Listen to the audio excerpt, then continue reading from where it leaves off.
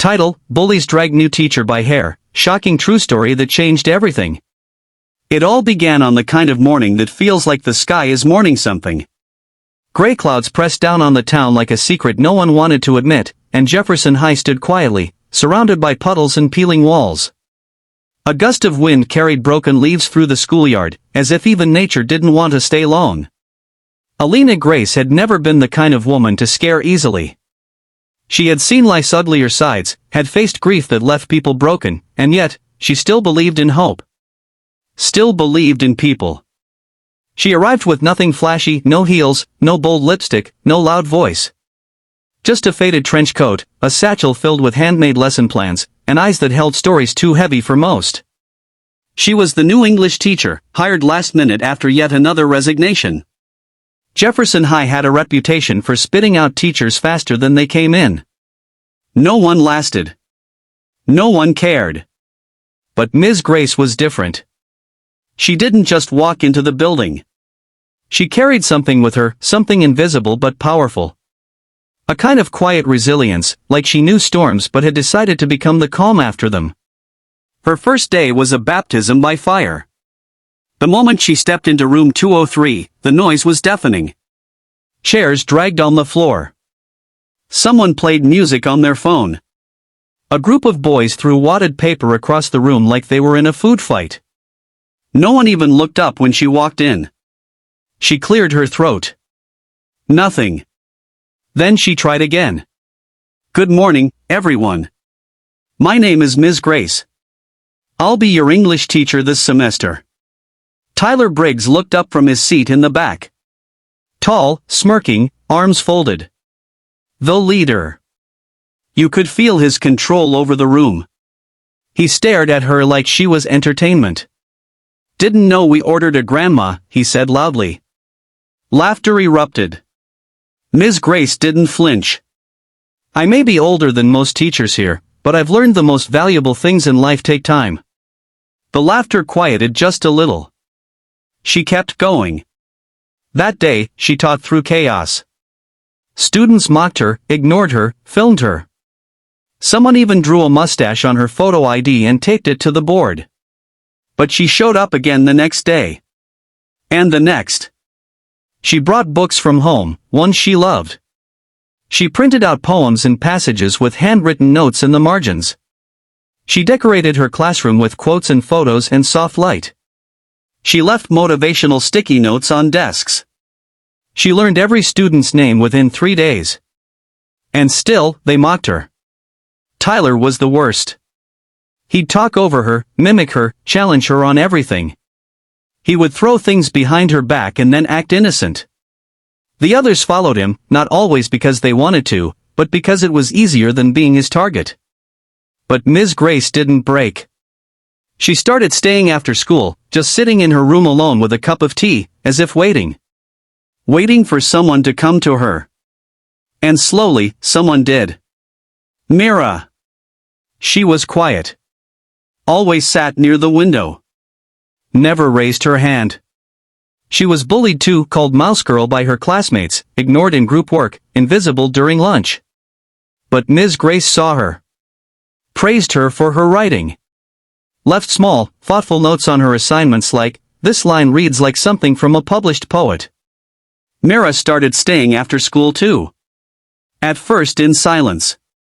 Then with questions. Then with stories. One day, she asked, why don't you yell at them? Why don't you fight back? Ms. Grace smiled.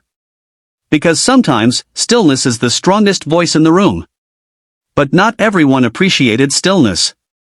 3 weeks in, it happened. It was supposed to be a normal Friday. Ms. Grace stayed late, as usual, grading papers. The halls had emptied, the lights dimmed. She was walking to her car in the lot behind the gym when she noticed movement. She turned.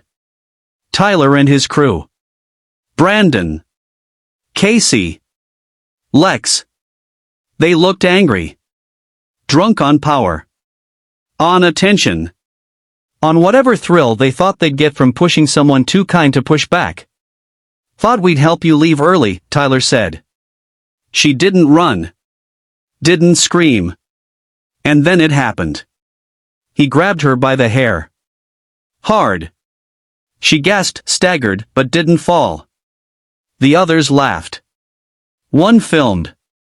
"Come on, teach," Tyler sneered, dragging her a few feet across the wet pavement. "Don't you wanna lie down? You look tired." She whimpered, but still, no begging. No screaming. Just a quiet, guttural sound of shock and pain. And then, Mira. From the window above, she saw. And she recorded everything. Not with excitement. With shaking hands and tears she couldn't control. She uploaded the clip with no hashtags, no title, just 4 words. She never hurt anyone. The video exploded overnight. Within 48 hours, it was trending nationwide. Teachers rallied. Activists posted. Alumni condemned the school board. News vans crowded the street. Tyler's father tried to silence it, but the internet had already taken it global. Ms. Grace was given the choice to press charges. She didn't hesitate. And still, the next Monday, she came back. Hair shorter. A bruise beneath her left eye. A scarf hiding the healing. But she walked into that classroom as if she owned it now. "I'm still here," she said. No one laughed. Not even Tyler. He had already been suspended, pending investigation. That day, Ms. Grace didn't teach literature. She told them her story. She had once been bullied too. In school. In college. Even as a teacher. But her worst pain came from home. Her little brother, Jamie, had taken his own life at 16. Bullied until he believed the world had no space for someone like him.